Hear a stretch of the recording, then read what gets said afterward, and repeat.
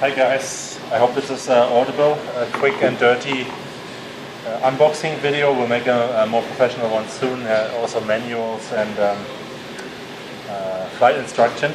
So if you've ordered the case, you will have gotten something like this. If not, it will be just a styrofoam box without the latches and so on. So open it up. It's a little bit tight. You should see something like this. Aircraft, wings, radio ground station. Open it up all the way. Let's take out the radio ground station first. Flip out the screen and switch it on. Let's say throttle in the middle, switch it on. SkyProwler radio ground station on. Throttle warning. It's going to complain, throttle. Warning. Now it's going to complain about the switches. So just flip them up and now you're good to go. Now you're good to go. Maybe you have the antenna or something like that. Okay. Then take out the aircraft. The VTOLs are hanging on the wires here, and depending on how rough the transport was, you're looking for a little plastic bracket with 2 nylon screws, and take off the lid here from the rear. Flip the VTOL around so that the logo, the bird logo, is on the inside. Have the servo wire run in the channel here.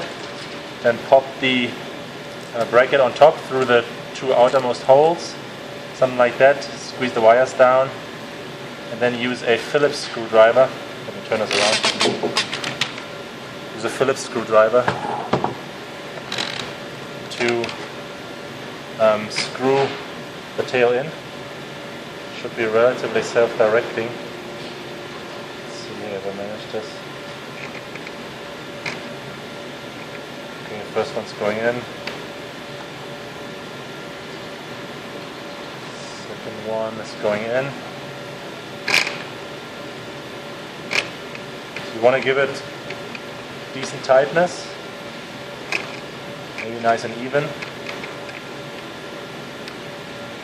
Screw it down. You can feel it, so you should feel, a little flex, but it shouldn't really be loose.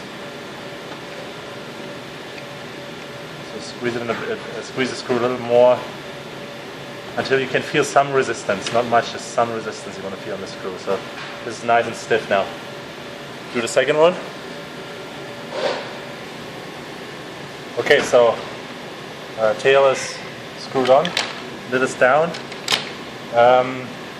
What we can do now is to do a few sanity checks here. So always switch on the radio first.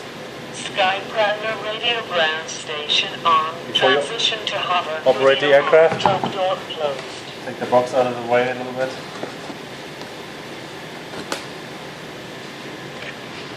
Okay, quick tip: whenever you test like that, you gotta have a bit of a distance between the antennas in the tail and the radio ground station. I would say at least like a meter, 3 or 4 feet at least, maybe ideally a little bit more.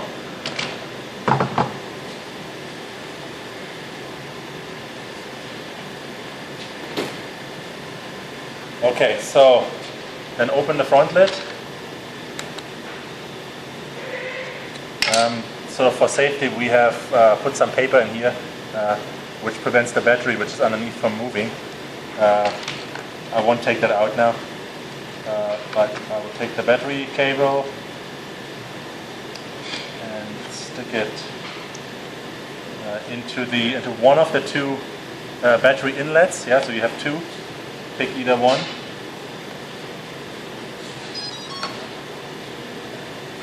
Okay.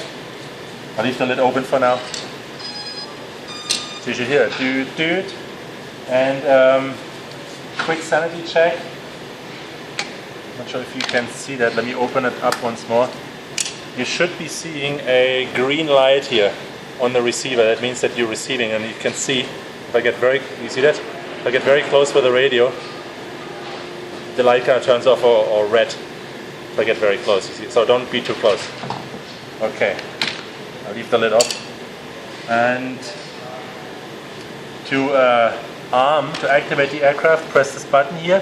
It flashes slowly now. Press it like a second or 2.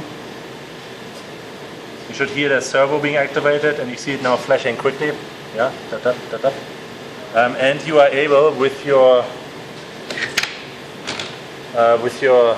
stick on the right hand side, you can move the tail surfaces left and right only, not up and down. You can transition to aircraft if you like. Transition to fixed wing. Transition to fixed wing.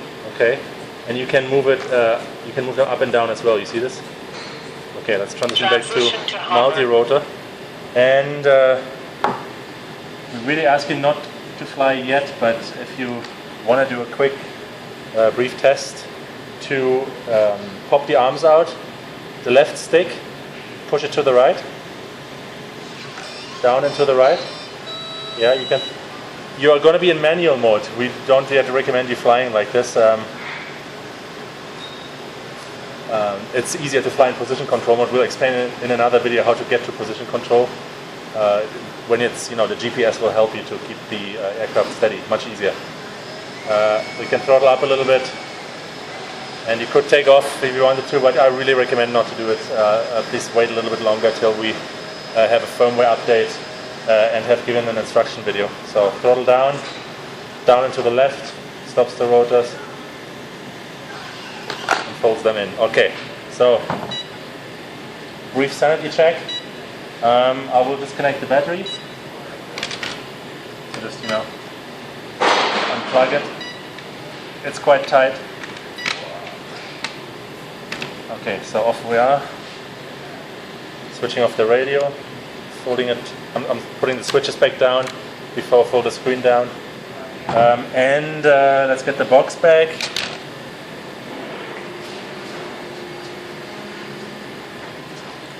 The box again. So the wings are here. Be careful when you take them out. The winglets are quite thin. Left wing and right wing. And you would simply slot them. You simply slot them in here. It's quite a tight fit, so just be prepared. It's a tight fit. It's not gonna go in so easy.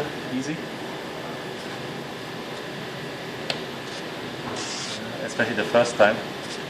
So go sort of push it in one side, push it in the other side, one side, the other side.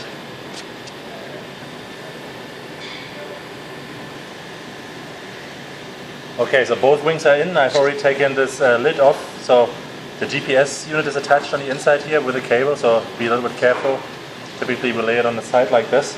I've already inserted, you have two brackets, two wing holder brackets like this here, with a central column through which a screws into the internal wing holder.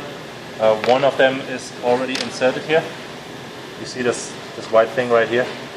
That's one of the holders. The wings are so tight, they shouldn't come out even without the holders, but we really recommend you put them in. And then you have two M4 nylon thumb screws. A longer one and a shorter one. Longer and the shorter one. The longer is for the front, the shorter is for the back, and you just pop them in here. And once in, like so, just screw them down to prevent the wing holder from moving. You have to push the bracket here, the plastic bracket, all the way down. The extra thread on the screw really only fits into the nut underneath it. It's not longer than that, so you got the screw pretty much. You have to have it almost all the way down. So now it's in. And you put the rear one in as well. I'll leave that. I'm not doing it right now. Just to speed things up. And then you would close the lid, yeah, so that your GPS, your compass unit, compass and GPS is right here, that they are pointed in the right direction. And you're almost done. Grab your nose cone. It's the nose cone. You have these holes here. The wider parts should point up, and then you just put this onto the screws here, which stick out the front of the aircraft. Oops, I was wrong. The wide part should point down. So like this, and then just let it slide down. You can tighten it if you need to. Just tighten the screws here for a tighter fit. All right, and then you're ready to fly the aircraft. But please hold on just for a little bit longer. before, so that we can get the manual and the how-to video out. The camera would be attached in a similar way. Just briefly, here's the attachment port for the camera. There's a wire coming out the back of the camera which connects to this, and it slides on exactly the same way. Okay, so here is aircraft assembled with the tail and the wings, and the lids here, which aren't on there right now. What else is in here? Battery charger. Here's an extra battery. The propellers are in here typically, the extra vertical takeoff propellers. Here's the charger for the radio ground station and the video screen. So radio ground station and video screen are charged with the same charger. Yeah, that's pretty much it for now. Bring the radio back in.